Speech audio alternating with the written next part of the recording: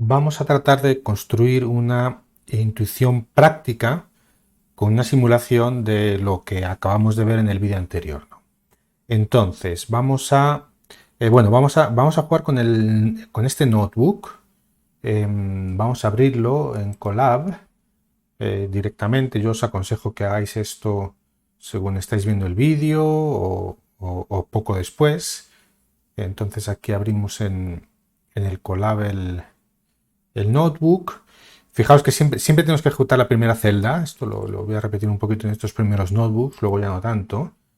Esta primera celda es la que nos trae los recursos que necesita el notebook, por ejemplo, las imágenes locales, las librerías que tenemos en el curso para visualizar cosas, para hacer cosas. Vamos a ejecutarlo. No sé por qué no se ha ejecutado. Listo, ahora ya sí.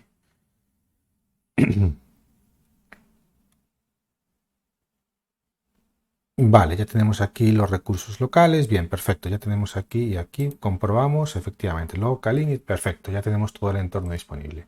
Listo. Entonces, fijaos que tenemos aquí el caso que estábamos viendo antes manualmente en el notebook, ¿no?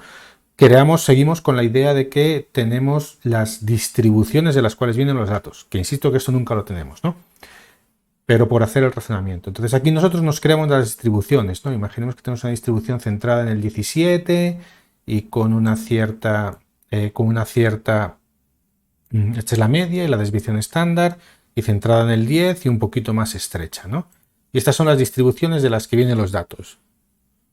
Si queréis probar con otro tipo de distribuciones, por ejemplo, vamos a generar esta distribución un poquito más dispersa. ¿Sí? Entonces generamos otra distribución, este punto quizá nos cambia. ¿Sí? Listo, entonces esto está hecho para que juguéis, ¿no? Vamos a hacer el caso con lo que tenemos aquí y la idea es que podáis jugar con este notebook y con todos los notebooks, por supuesto, para que construyáis vuestra propia intuición, ¿no? Entonces tenemos estas dos distribuciones. ¿Dónde está supongamos que hacemos un modelo de un solo threshold, de un solo umbral? Pues lo vamos a tener por aquí el umbral, ¿no? Fijaos que acá, en esta celda, yo calculo de manera, bueno, un poco por fuerza bruta, porque fijaos que simplemente cojo ambas distribuciones y calculo dónde está el mínimo. Tengo cuidado, esto es una cosa un poco manual, pero simplemente por ilustración. Fijaos que yo trato de encontrar el mínimo entre 5 y 25, porque yo sé que está por aquí entre medias, ¿no? Con lo cual sigue siendo un poco artesanal, un poco analítico, pero un poco artesanal también, ¿no? Simplemente le digo dónde está el mínimo de esta diferencia, ¿no? La PDF es cada una de esas funciones. Fijaos igualmente que estoy usando objetos de cpstats. Este es el objeto de una distribución normal, un poquito para que lo veáis. Este objeto, por ejemplo, de 1, es un objeto, vamos aquí a ejecutar, es un objeto de SIPA y aquí tengo muchas cosas, ¿no? Tengo la PDF, que es la función que me dice la probabilidad de cualquier valor, por ejemplo, la probabilidad de 10, la probabilidad de 5, por ejemplo, que es mucho menor, ¿sí? Tengo la CDF, que es la acumulativa, ¿no? La CDF de 10, por ejemplo, el de 1, la CDF de 10, me dice cuánto es todo lo que hay acá, toda esta integral que hay aquí abajo, ¿no? Como 10 es la media, pues es de la curva roja, toda esta parte de aquí es la mitad, por eso me sale 0,5, ¿no? Y todo el resto es la otra mitad, ¿no? Por ejemplo, si cojo de la 15, por ejemplo, del 2, que es el azul, cojo hasta la 15, esto es un poco menos de la mitad, 25%, ¿sí? Si lo cojo hasta el 17, pues es la mitad, ¿no? ¿Por qué? Porque 17 es la media, ¿no? Y tiene muchas funciones, ¿no? Por ejemplo, tengo una función RVS que yo puedo muestrear, dame 100 muestras de esta distribución, ¿no? ¿Sí? Incluso si yo cojo un montón de muestras y pinto el histograma, quiero 10.000 muestras y pinto el histograma, pues es la distribución centrada aquí, ¿no? Pero ya con muestras, ¿no? Esto ya es un array de 10.000 números, ¿no? Bueno, un poquito para que veáis los los métodos de CPStats. Listo, hacemos esta simulación y aquí conseguimos el óptimo, ¿no? Que en este caso conseguimos este óptimo de una manera muy artesanal, no pasa nada, y conseguimos este óptimo desde las distribuciones. Listo. Yo quisiera calcular, por ejemplo, cuál es el error natural, el error de Bayes, ¿no? Que en este caso, el azul, yo a todos estos azules los voy a clasificar como rojos, con los cuales yo me voy a estar equivocando, y a todos estos rojos que hay acá, los voy a clasificar como azules.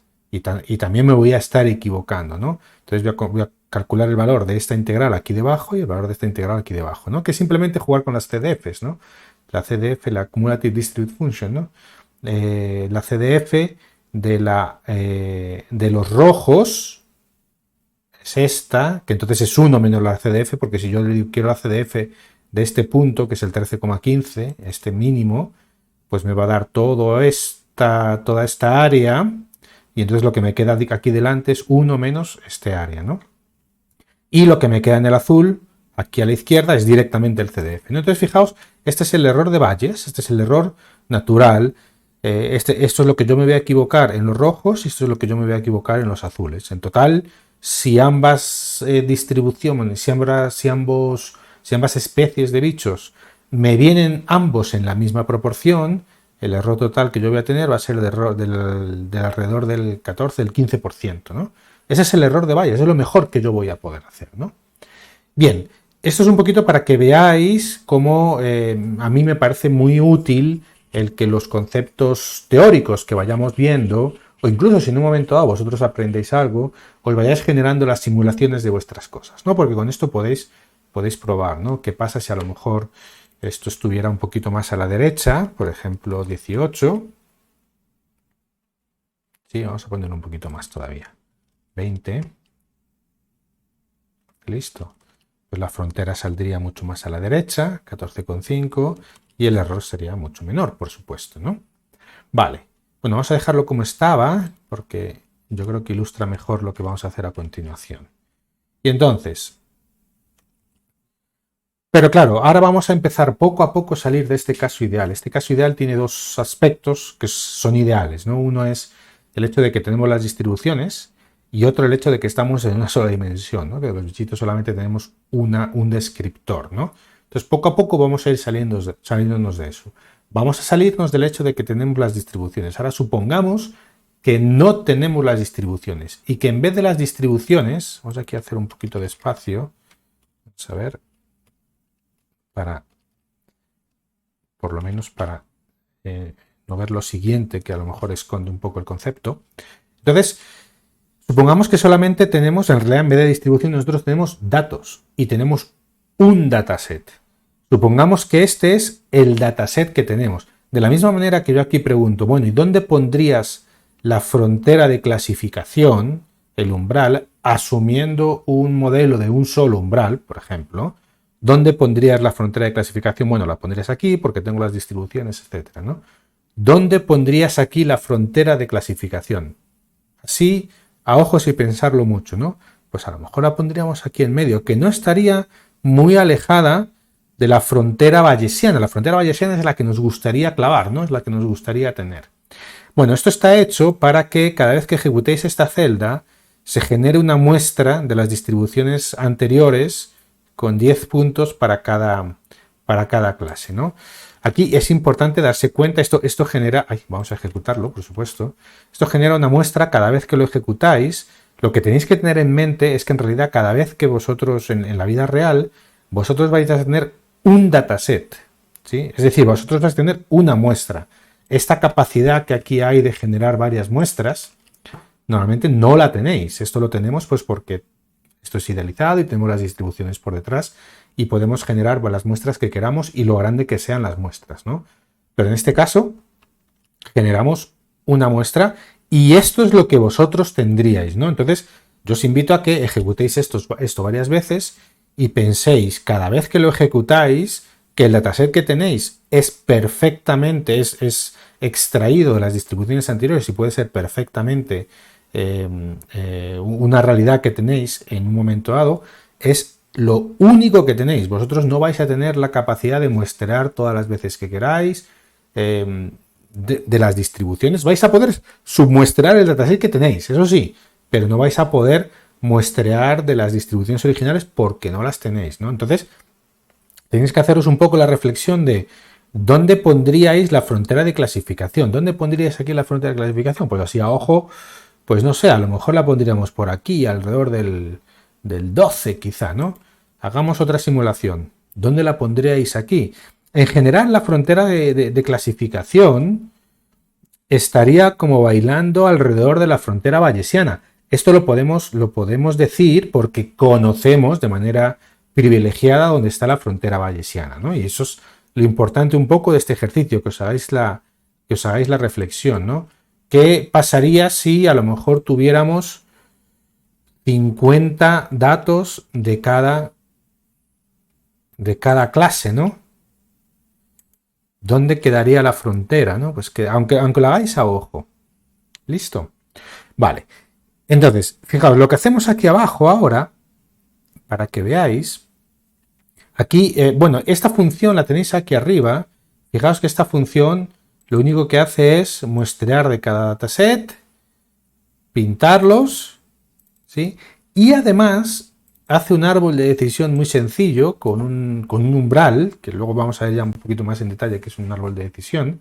Hace un árbol de decisión con un umbral y pinta la frontera, ¿no? Y por aquí pintamos la frontera, pintamos la frontera de decisión, ¿no? Esa es la frontera que me calcula un árbol de decisión, que corresponde mucho a la intuición que uno haría, sobre todo en una dimensión, ¿no? Entonces fijaos que aquí, este ejercicio que hemos hecho aquí arriba, vamos a dejarlo en 10, lo hacemos una vez, lo hacemos otra vez, y cada vez nos sale un dataset distinto, ¿no? Entonces de cada vez que hacemos este ejercicio, pintamos la frontera que nos daría el árbol de decisión, ¿no? Entonces esto es lo que hacemos aquí, cada vez que ejecutéis esto acá, generamos 10 datasets y a cada uno le pintamos la frontera de decisión que se obtiene desde esos datos, ¿no? Esto ya es una situación un poquito más realista porque vamos a estar calculando fronteras desde datos, ¿no?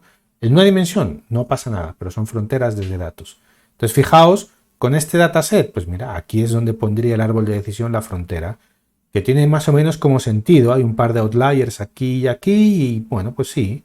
Y fijaos aquí que fijaos, no tenemos mezcla, es decir, no se nos fueron rojos para la derecha y azules para la izquierda. Entonces la pinta aquí el árbol de decisión, fijaos entre medias. Aquí sí tenemos algo de mezcla, aquí no. Bueno, corresponde bastante a lo mejor con la intuición, ¿no? Y fijaos la variabilidad que tiene la frontera de decisión respecto a la frontera natural que nosotros sabemos dónde está, ¿no? Que es en 13,5, que estará por aquí entre medias, ¿no? Bueno, y fijaos lo que pasa. Bueno, simplemente este alfa es la transparencia con lo cual se pintan los puntitos, ¿no? Porque ahora vamos a hacer el ejemplo con 100 puntitos, que le pongo un alfa un poquito más alto, simplemente pues para que no se me aparezcan muy apelotonados los puntitos. Y fijaos la variabilidad, todavía sigue habiendo una cierta variabilidad de la frontera, ¿no? Pero es interesante comparar la variabilidad que yo veo de la frontera aquí con distintos datasets. E insisto, normalmente solamente tenemos un dataset. Aquí estamos haciendo de forma privilegiada la simulación de que podríamos tener varios, ¿no? Fijaos la estabilidad de la frontera. ¿Y qué sucede si ahora tengo un montón de ejemplos? ¿No? Que cuando yo tengo un montón de ejemplos ya ni siquiera pinto los puntos, porque voy a tener tantos que me van a aparecer aquí demasiado apelotonados, pero fijaos la estabilidad de la frontera cuando tengo más datos, ¿no? Respecto a la estabilidad de la frontera cuando tengo menos datos, 100, y cuando tengo todavía menos datos, ¿no? Bien, pues, ¿qué es lo que quiere decir? Es decir, no, es probable, fijaos que aquí tengo fallos en la clasificación, porque este lo voy a clasificar como azul, pero que quizá esto es normal, porque estos fallos van a estar dentro de lo que es el error natural, el error bayesiano, ¿no? Pero fijaos que la cantidad de datos, de alguna manera, lo que me permite es tener más estabilidad en mis métodos. Si el método es apropiado, si el método captura la complejidad que tienen mis datos, el método probablemente, y eso lo vamos a ver ahora en 2D, en la siguiente parte del notebook, en el siguiente vídeo, si el método es apropiado a mis datos, es probable que en el límite, cuando yo empiezo a tener bastantes datos, las fronteras que me genera con un dataset tienen una variabilidad lo suficientemente pequeña como para que yo tenga confianza de que estas fronteras que me está generando mi método pueden ser cercanas a la frontera bayesiana. Y ojo, que eso es distinto de tener una buena clasificación, ¿no?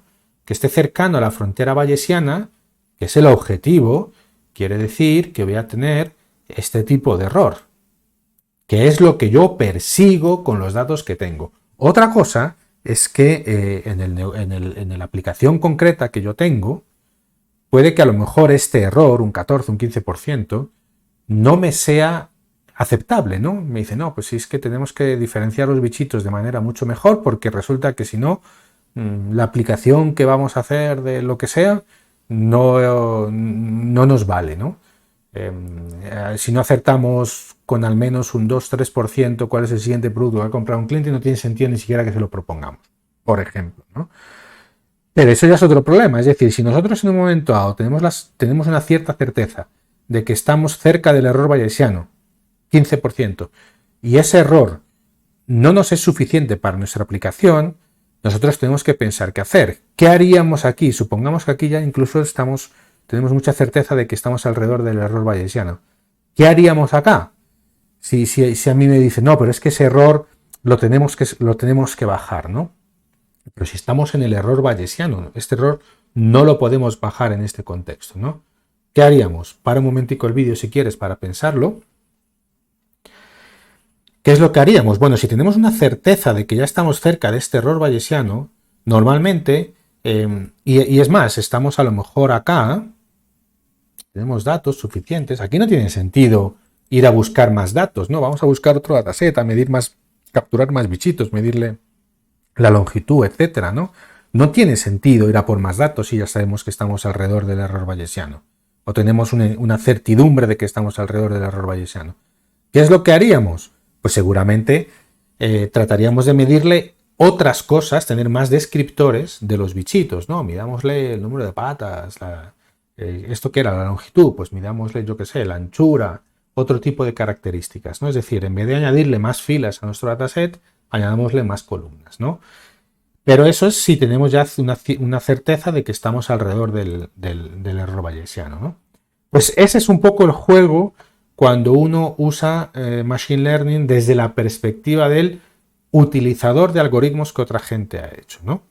Y ahora, en los siguientes vídeos, vamos a ver el caso en 2 dimensiones, que en el fondo lo que nos va a permitir es profundizar un poco en esta idea de sabiendo que no tenemos las distribuciones de las cuales vienen los datos, es decir, que no sabemos dónde está el error bayesiano, ¿cómo podemos un poco hacernos un juicio de qué cerca o qué lejos estamos del error bayesiano? En realidad en Machine Learning vamos muy a ciegas y entonces, pues bueno, tenemos que construirnos con los datos, evidencias que nos den indicaciones de en qué lugar estamos.